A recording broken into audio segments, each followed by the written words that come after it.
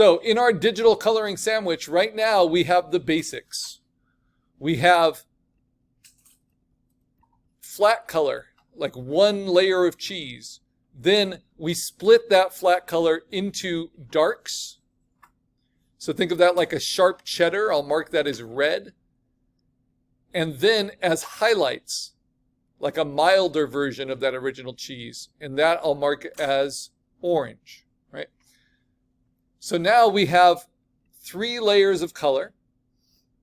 Flat color is filling everything in behind our vector line art. Duotone shadows is cut away wherever we want highlights to be showing. And then duotone highlights is cut away wherever we want shadows showing. So the only layer I want to affect one at a time, I'm still working on duotone shadows, because when I cut away from those shadows, it will give me something that's a little bit lighter. For instance, if I kind of scale up here,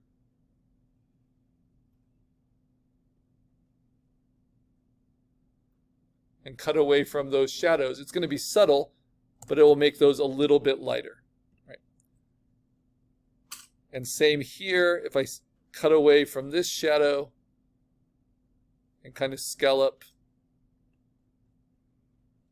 then it gives me a transitional step where it's just showing just the local flat color between.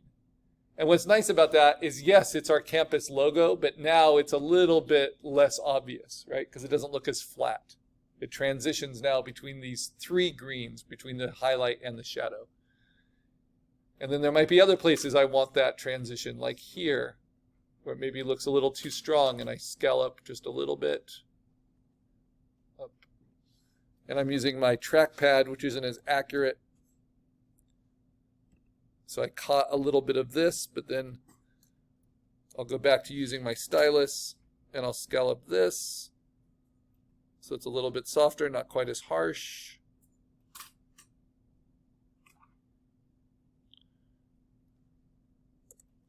And you're really starting to understand how you layer up these colors.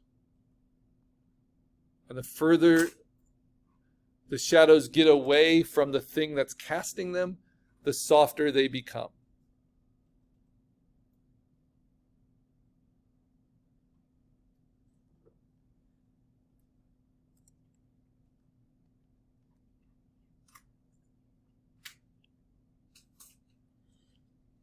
And remember, this goes between multiple layers. Something I love about this method of coloring, where you're just cutting away. And again, you don't need to do it everywhere.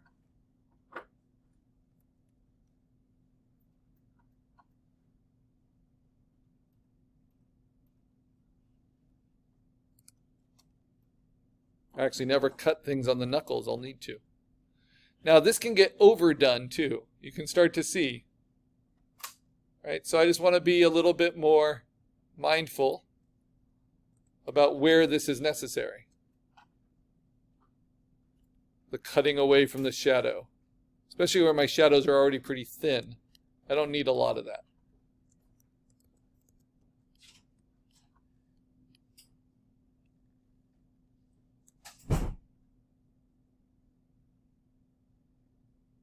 But when I really want to kind of turn forms around,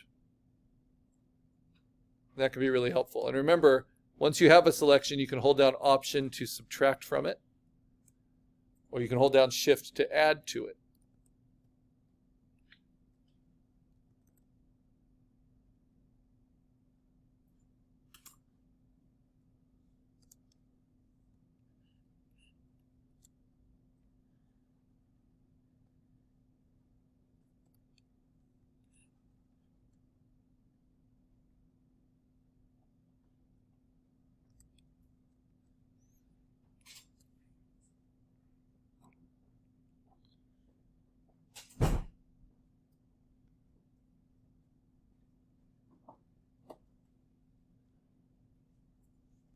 And for things that are reflective, like the metal, you might actually want some core shadows still there. Things like that. Well, that might be too fussy.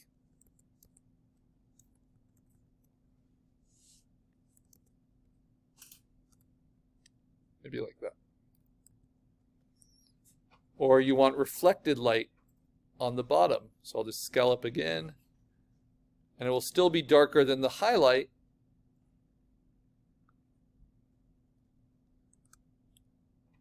But it will bring that all around.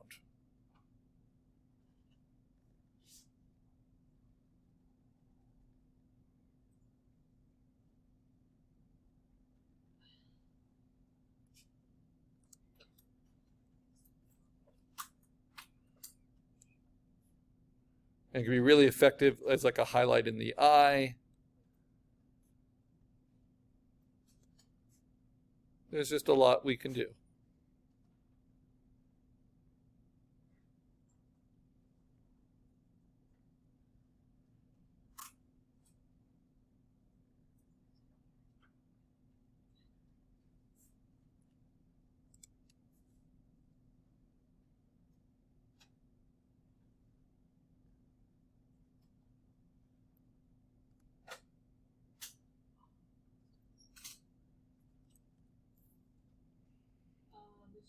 Mm-hmm. Okay, let me try to diagnose that. Go ahead and hit Command S just so anything I do, because the screen is different than the computer, so then it will save your work while I mess with it, because I might need to restart.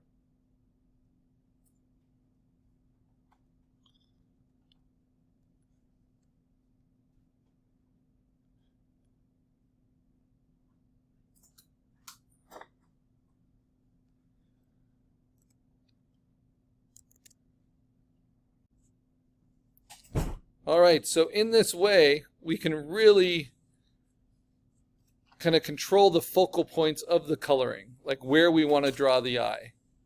For instance, I have most of those kind of 3-step uses, I have them on the head, because that's where I want the eye to focus. The head is a really good focal point for a creature or a monster. And so that's where I save a lot of my subtlety.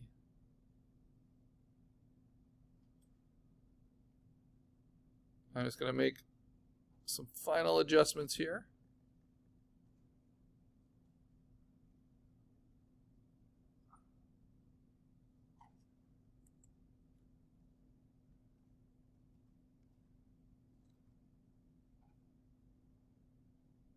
And then I think we'll be good.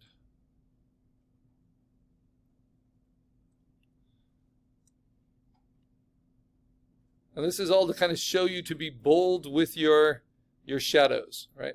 Especially because you can stair step them in this way. There's really no reason not to be bold with your initial shadow shapes. I'm trying to decide if I want something like that. Yeah, if I can get the right shape, that would be nice. Because sometimes we get content that's not in the drawing at all, and we just kind of create it from the coloring. But again, it can get too fussy as well.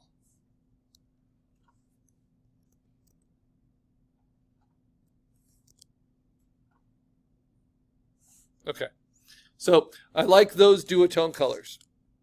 And I especially like it in some areas, like in the eye. Having these different duotones really helps kind of separate these features from each other. But often while you're doing these things, you'll notice little aspects that you don't like. And that maybe you can fix, right? Like little areas where the overlap doesn't work. And then you can identify them by their layer and then just delete them.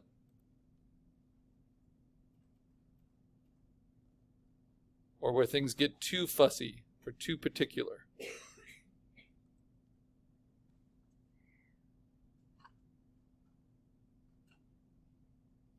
So we have a lot of control in our digital coloring.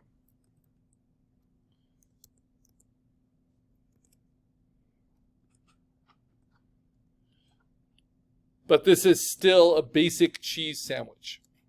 It's a cheese sandwich with 3 pieces of bread on the bottom,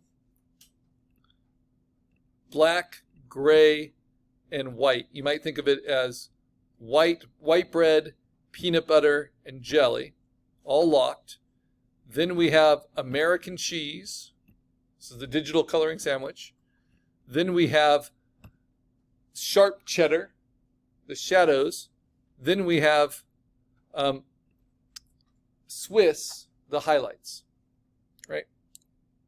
So that's could be our finished spot illustration. And if you are happy with this, great. How would you finish it off now to turn it in? Well, first you hit Command S, save your work as a PSD. Then you're going to select, well, actually turn off your background layers, right? And you would save this as a PNG. So I say save a copy for an online format. To my assignment 5 folder, put PNG, but I'm going to show you more than just this kind of finish. So I'm going to call this basic duotone hard edge finish, right? And this could be your finish and you can get full credit for it. So then I look at my assignment 5 folder, I find it, it's here, I mark it orange, and then I'm going to put it into my assignment with the 3rd requirement, which is a free-floating PNG of your spot illustration. So it goes after your clean line art, requirement 3. This is full color,